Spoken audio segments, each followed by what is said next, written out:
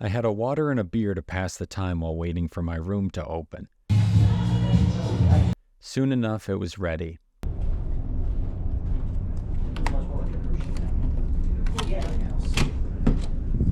Opening the room, I was greeted with a great view of the ocean from my window. I felt like a real seaman. I would have plenty of time to admire my room, though, and wanted to take the most advantage of what the ship had to offer. So I dropped my stuff off and immediately set out to find my first activity. It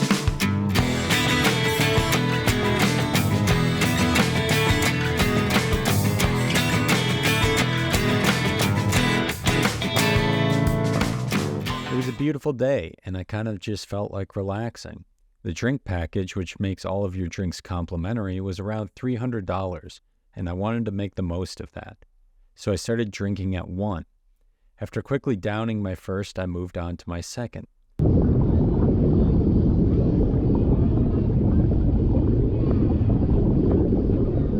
It seemed like an opportune time to get a Quentin Tarantino shot in case he sees the show and wants to direct the next season.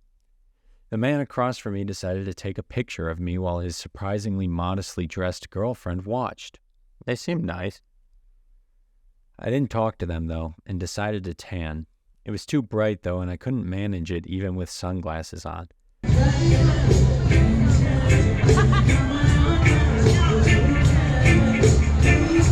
So I returned to drinking and did some more swimming.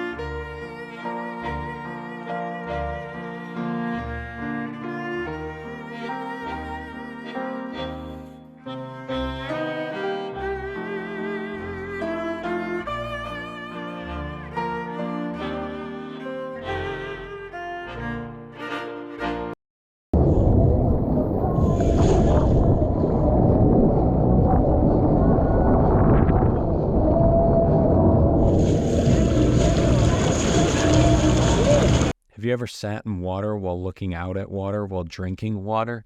It's lovely. I went back down to the main level and decided I'd get some pizza. Overwhelmed by all the excitement and the consistent drinking I had done for the past 5 hours, I decided to take a nap before dinner. When I woke up, it was quite dark and I was very hungry, so I went straight to dinner. They seated me at a table meant for 4, even though there were plenty of tables meant for 2 that were free. So I probably looked pretty sad to the other people in the dining hall. I was shocked to learn that all of the meals in the main dining hall were comped. The meals were relatively upscale, though, with lots of seafood and dishes that lower middle-class folks like myself don't tend to have. This must be what rich people feel like all the time. I was ready for my meal, though, which started out with bread and butter.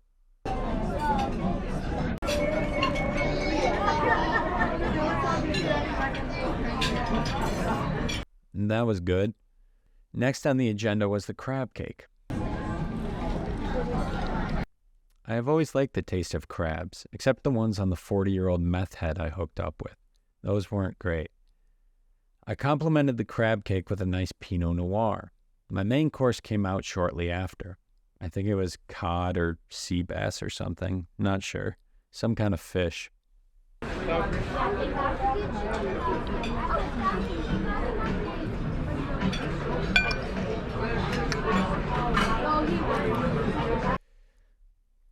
The dinner was good.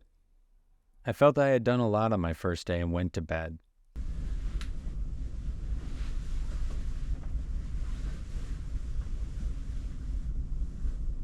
I woke up fairly early the next morning, which was good because I had a lot I wanted to do.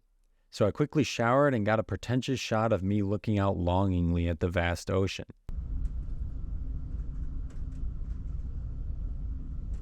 There has to be some kind of symbolism there. I don't know what it is, but the scholars in 100 years will surely figure it out. I decided to get breakfast in the dining hall. I knew it was going to be a good day when they put me at a table with one empty chair as opposed to one with 3 empty chairs. Would you like a croissant, sir, or a chocolate muffin? I'll do a croissant, sure. Caramel or plain? Oh, caramel, sure. I started off with a croissant, but it was kind of messy and left my napkin looking like it had poo stains on it. It didn't. I promise. Next up was a parfait, and that was very tasty as well. And after that, a classic eggs, sausage, bacon, and toast breakfast. That was all good too. It